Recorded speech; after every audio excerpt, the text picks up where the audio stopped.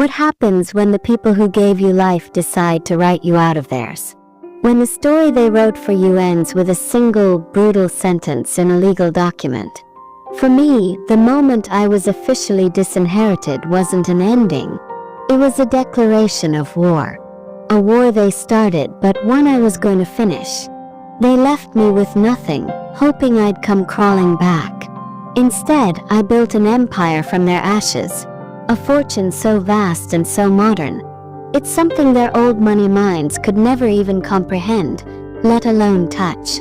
My story doesn't begin with the reading of the will, in that sterile mahogany-paneled office that smelled of lemon polish and disappointment. It begins 20 years earlier, in a world of inherited legacy and suffocating expectations.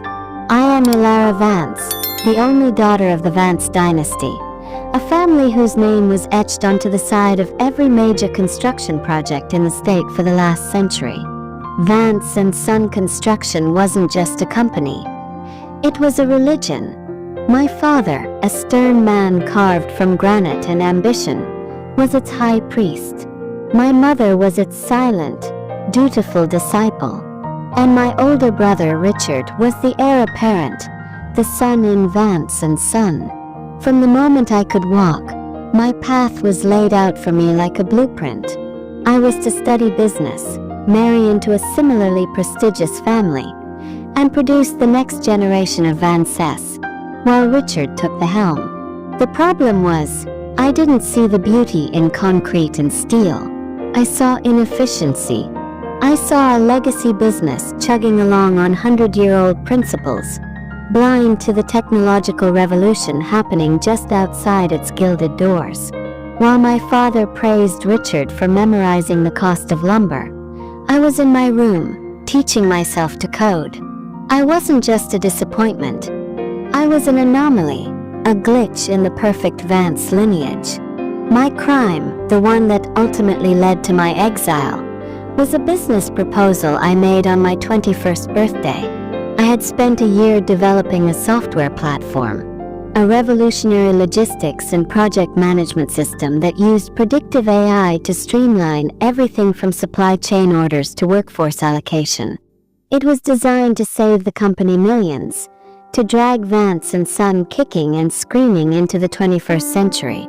I presented it to my father and the board, my heart pounding with a mixture of terror and hope. The silence that followed my presentation was heavier than any slab of concrete their cranes had ever lifted. My father looked at me, his eyes cold with a fury I had never seen before. He didn't see innovation. He saw an insult. He saw his daughter telling him that everything he and his father had built was obsolete. Richard smirked, leaning back in his chair. "Stick to planning parties, Ilara," he'd said, the words dripping with condescension. "Leave the real work to the men." That was the day I was truly cut off. Not legally, not yet, but emotionally. I refused to back down. I told my father his company would be a relic in a decade if he didn't adapt. He called me ungrateful, arrogant, a fool who didn't understand the value of tradition. I packed my bags that night, with my father's final words echoing in my ears. "You can have your computers or you can have this family. You can't have both." I chose the computers. I spent the next 5 years in a self-imposed exile, surviving on part-time jobs and the burning fire of my own ambition. I refined my software, working from a cramped apartment that was a world away from the sprawling Vance estate. I pitched it to dozens of investors. They all said the same thing. "It's a great idea, but you're a no one. You have no capital, no connections. And why won't your own family's company use it?" My name, once a key to every door, was now a liability. I was the outcast Vance, the girl who wasn't good enough for her own family. How could I be good enough for their money? Then came the phone call. A sterile, brief message from my father's assistant. There had been an accident. Private plane crash. My parents were gone. The reading of the will was a week later. I walked into that lawyer's office feeling like a ghost. Richard was there, dressed in a tailored black suit, already looking the part of the grieving heir who would inherit the world. The lawyer, Mr. Abernathy, cleared his throat and read the document in a monotone voice. The sprawling estate, the stock portfolio, the art collection, the controlling shares of Vance and Son Construction, it all went to my beloved son Richard. And then came the final brutal sentence. To my daughter Ilara, who chose a path of disrespect and folly, I leave the sum of $1, so that no one may claim she was forgotten, only that she was rightfully and deliberately disowned.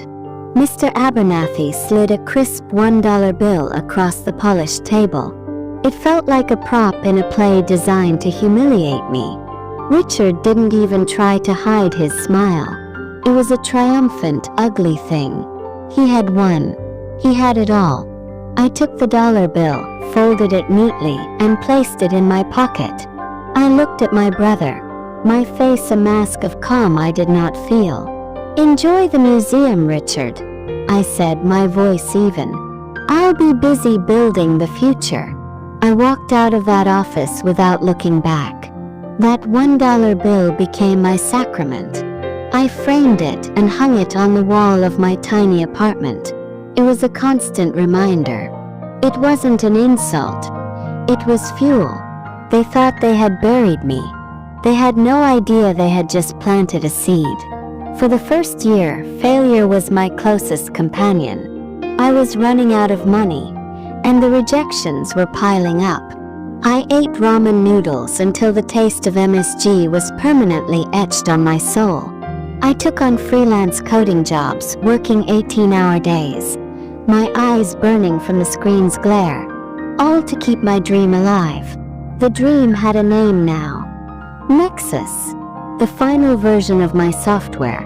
The breakthrough came from the most unlikely of places. A small, family-owned construction firm in another state was on the verge of bankruptcy. They were being crushed by giants like Vance and Son. They had nothing to lose. I offered them Nexus for free for 6 months. All I asked was that they let me use their data to prove its efficacy. The results were staggering. Within 3 months, their project completion times were cut by 40%. Their material waste dropped by 30%. They weren't just solvent. They were profitable for the first time in a decade. They became my first paying client and my most vocal evangelists. Suddenly, the narrative began to change. I wasn't the disowned Vance anymore. I was the founder of Nexus, the revolutionary platform that was helping the little guys fight back. Other small and mid-sized firms started calling. First dozens, then hundreds. I hired my first employee, then my 10th. We moved out of my apartment and into a small shared office space. The dollar bill came with us, hung in a place of honor. While Nexus was growing, Vance and Son under Richard's leadership was stagnating. He was running it exactly as our father had, with a stubborn refusal to innovate.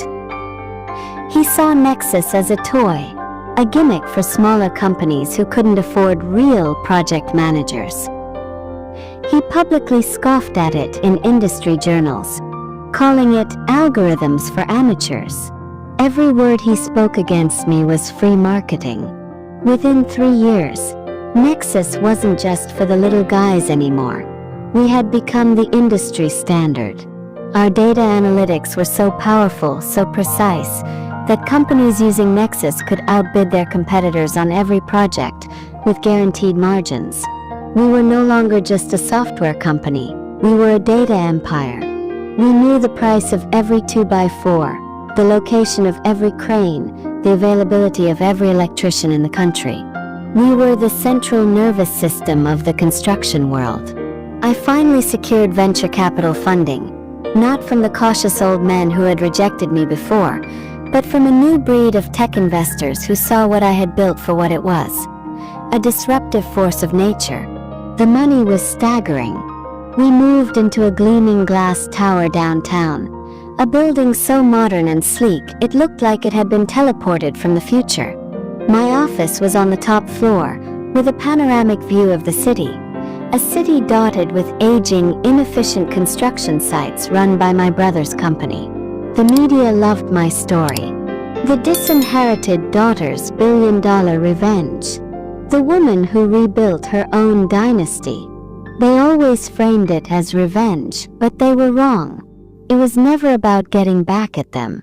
It was about proving that I was right. It was about validation, not vengeance. The climax of my story, the moment that truly brought everything full circle, didn't happen in a boardroom. It happened with a phone call. It was Richard. I hadn't spoken to him in years. His voice was strained, stripped of its usual arrogance. Vance and Son was bleeding money. They were saddled with outdated methods, bloated contracts, and an inability to compete with the nimble Nexus-powered firms that were now eating their lunch.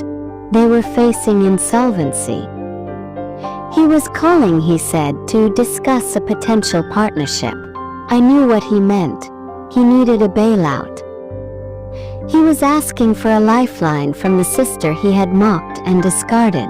I invited him to my office. The day he walked into the Nexus headquarters was the day the power dynamic of our entire lives shifted permanently. He looked small and out of place amidst the open-plan office, the focused energy of my employees, the hum of an enterprise he couldn't possibly understand. He walked into my office, his eyes lingering on the framed $1 bill hanging on the wall behind my desk. He made his pitch. He stumbled over the words. He talked about legacy, about family, about our father's name. He asked me to merge our companies, to integrate Nexus into Vance and Son and save it from collapse.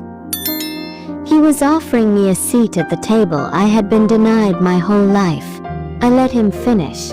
I leaned back in my chair and looked at him, really looked at him for the first time in years.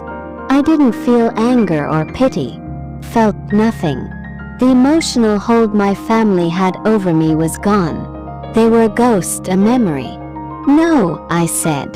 The word was quiet, but it landed with the force of a wrecking ball. His face crumpled.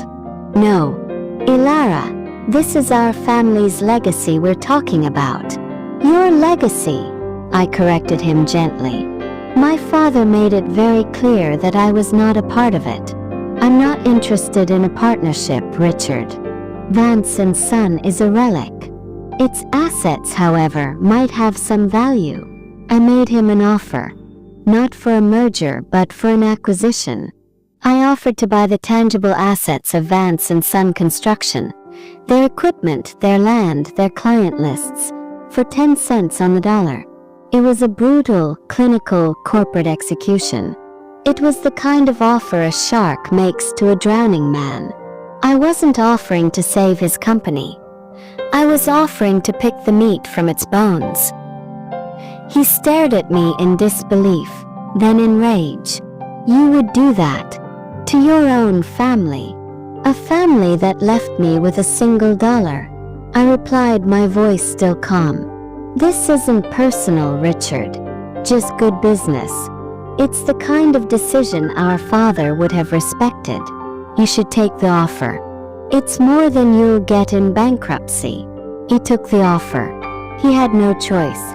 A week later, I signed the papers that absorbed the last remnants of my father's empire into mine. I sold off most of the old equipment and integrated their client data into the Nexus ecosystem. The name Vance and Son was officially dissolved, its history relegated to a footnote in my own story.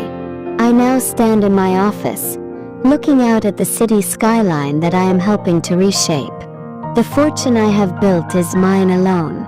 It was earned through sleepless nights, relentless determination, and an unwavering belief in a future my parents refused to see. They wanted me to inherit their world. Instead, I built my own. And the greatest part of my victory isn't the money or the power. It's the freedom. The freedom from their expectations, their judgment, their legacy. They wrote me out of their will, but in doing so, they gave me the greatest gift of all. They allowed me to write my own story. And it's a story they can never, ever touch.